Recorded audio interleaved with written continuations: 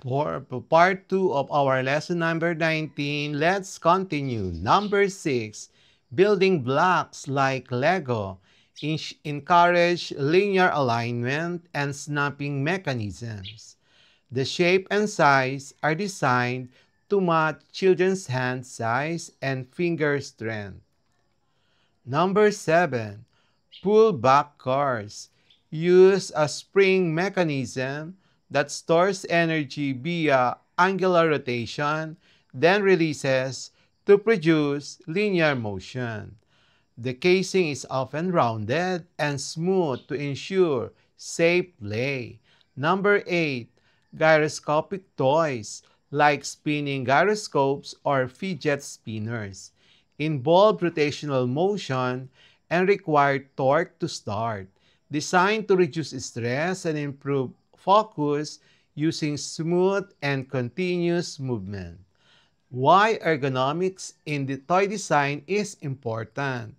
Prevents injury or strain while playing, improves motor skills and coordination, encourages safe and educational play, ensures age-appropriate physical interaction, enhances the fun and engagement factor.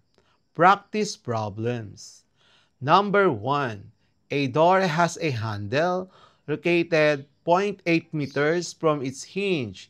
If a person applies an angular velocity of 2 radians per second at the handle, what is the linear speed at which the door opens? So given r 0.8 meters, omega 2 radians per second, required v. Use the formula V is equals to R times omega. Substitute the given data and the final answer is 1.6 meters per second. Number 2. A child spins a toy top with a radius of 0.05 meter. If the edge of the top moves at 0.6 meter per second, what is the angular velocity of the toy? Given r is equal to 0.05 meter, b is equal to zero point 0.6 meter per second, required omega. Use the formula omega is equal to v over r. Substitute the given data. The final answer is 12 radians per second. Number 3. A car's steering wheel has a radius of 0.2 meter. If the driver turns it with an angular displacement of 1.5 radians, what is the linear distance traveled by the outer edge of the wheel? Given r 0.2 meter, theta 1.5 radian. Required displacement s. Using the formula, s is equal to r theta, and substituting the given data, the final answer is 0.3 meter. Number 4. A ceiling fan's blade has a length of 0.6 meter from the center. If it rotates at 4 radians per second, what is the tangential speed of the blade tip? Given r 0.6 meter, omega 4 radians per second, required linear speed. Use the formula B is equals to R times omega. Substitute the given data, you will get a final answer of 2.4 meter per second. Practice problem number 5. An office chair rotates at an angular speed of 3 radians per second.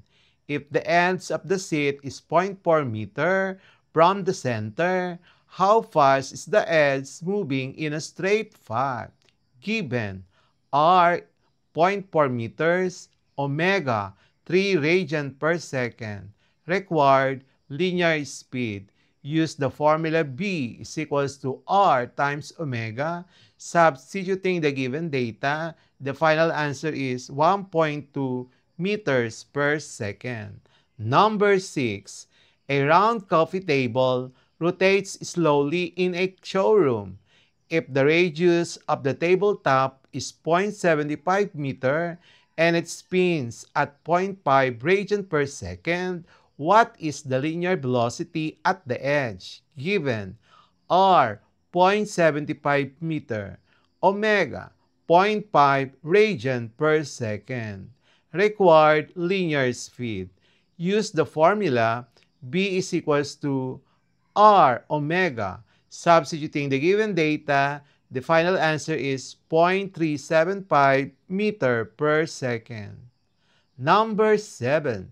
A car tire with a radius of 0.35 meter rotates through 10 regions. How far along the road does the car move the linear displacement if there is no slipping? Given r 0.35 meter, theta 10 radian. Required the linear displacement. Use the formula S is equals to r theta. Substituting the given data, the final answer is 3.5 meters. Number 8.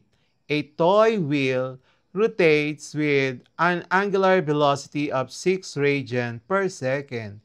If the point on the rim travels with a linear velocity of 1.8 meter per second, what is the radius of the wheel?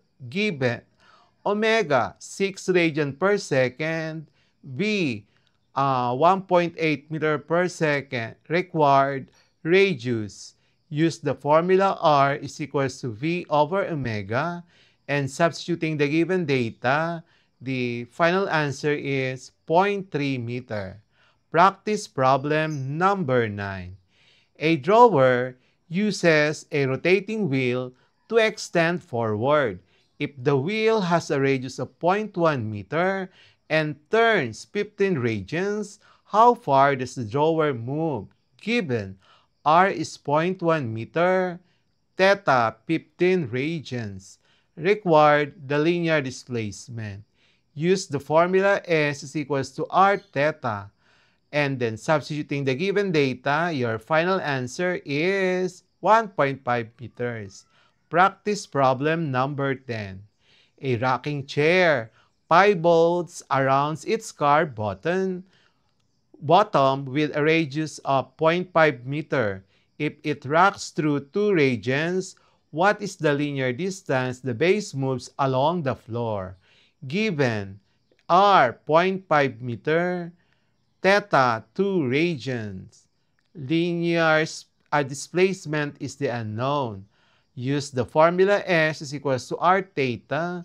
Substitute the given data. The final answer is 1.0 meter. For our lesson 19, understanding the relationship between linear and angular motion through ergonomic designs in buildings, vehicles, furnitures, and toys.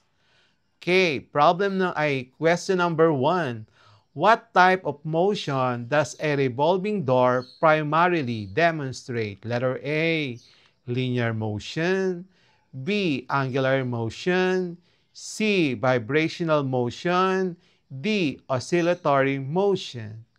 Number 2, what formula correctly relates linear speed and angular speed?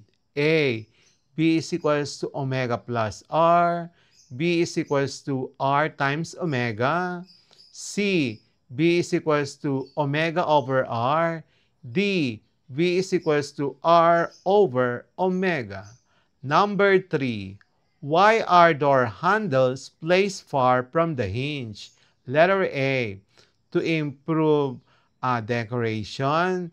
Letter B, to make it easier to apply less force. Letter C, to reduce the weight of the door. Letter D, to make the door move faster. Number 4, a car tire rotates while moving forward. What type of motion is involved? Letter A, only angular. Letter B, only linear. Letter C, linear and angular. Letter D, neither. Number 5, in ergonomic furniture such as adjustable office chairs, how is angular motion applied? Letter A, through sliding drawers. Letter B, through gear-based armrest.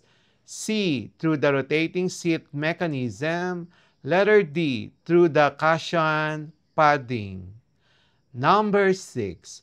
What happens to linear speed when angular speed is constant but radius increases? Letter A, it decreases. Letter B, it becomes 0. Letter C, it remains the same.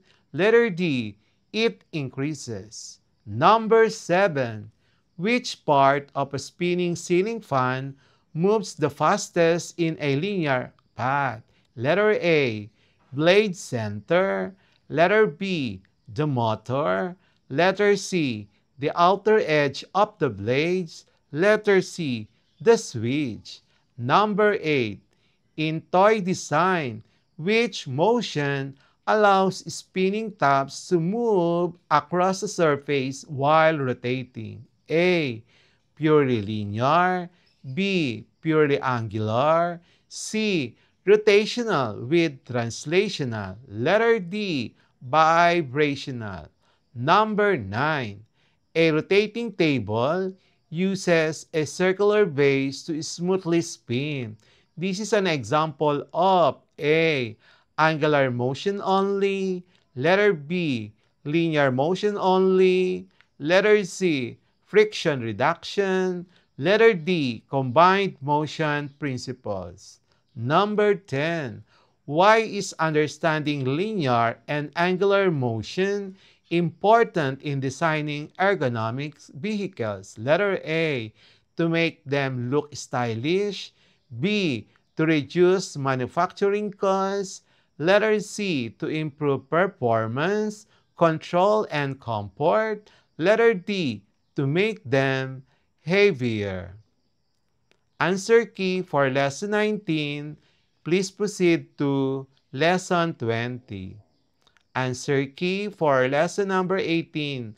Understanding the relationship between linear and angular quantities through gymnastics would be from numbers 1 to 10.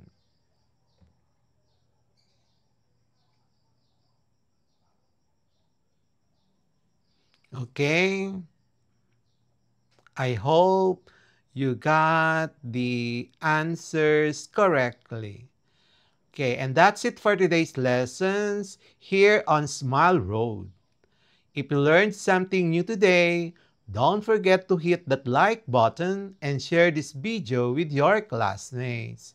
And make sure to subscribe and tap the notification bell so you won't be the first to know when you would be the first to know when a new lesson drops.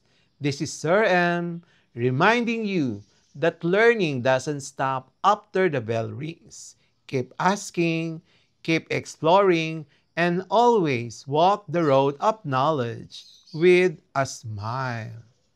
Smile Road, where curiosity meets discovery.